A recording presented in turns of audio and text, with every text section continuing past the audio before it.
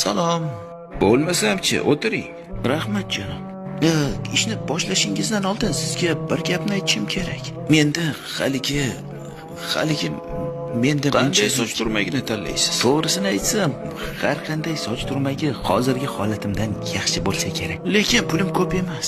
Ismingiz nima? Haligi Kelvin. Menga pulingiz kerak emas, Kelvin. Qalay, yoqdimi? To'g'risini aytsam, bunday ko'rinishda ekanligimni unutib qo'yibman. Rahmat sizga. Sizga katta rahmat. Mana buni oling, menda bori shu. Kerak emas, qo'ysangizchi. Sizga ular mendan ko'ra ko'proq kerak.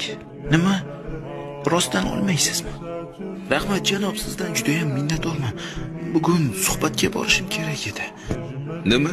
Shu ust-bosh bilanmi?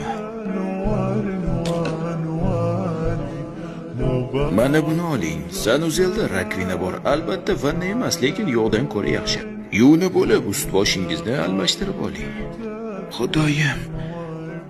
Rahmat sizga. Iltimos mana buni oling, iltimos. Kerak emas. Buni oling. Faqatgina sizning ham imkoniyatingiz bo'lganda yaxshilikka yaxshilik bilan javob bering. Albatta shunday qilaman. Albatta, qani yura qoling. Shu lahzadan boshlab mening hayotim yaxshilana boshladi. Suhbatdan o'tdim, ishli bo'ldim, assistent bo'ldim. Keyinchalik ko'chmas mulk haqida barcha narsalarni o'rganib chiqdim. Keyinchalik shahardagi eng yaxshi brokerlardan biriga aylandim. Shunchalik bo'ldimki, ko'chmas mulklarni sotish uchun uzoq vaqt sarflamasdim. Oradan vaqtlar o'tib, haqiqiy investor bo'ldim va o'z ko'chmas mulklarimni sotib olishni boshladim. Va mana shu yerni ham sotib oldim. Bundan ro'parosi 20 yil oldin menga bepulga xizmat ko'rsatgandingiz. Men buni aslo yodimdan chiqazganim yo'q. Bu dunyoda yaxshilikka yaxshilik bilan javob qaytarishdan ko'ra yaxshiroq narsani ko'rmadim. Bu sizning yaxshiligingiz. Buni oling.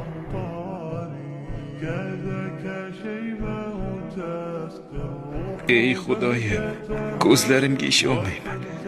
Sizga qanday minnatdorchilik bildirsam? Yo'q, esingizdan chiqqan ko'rinadi. Agar sening ham imkoning bo'lsa, yaxshilik qil.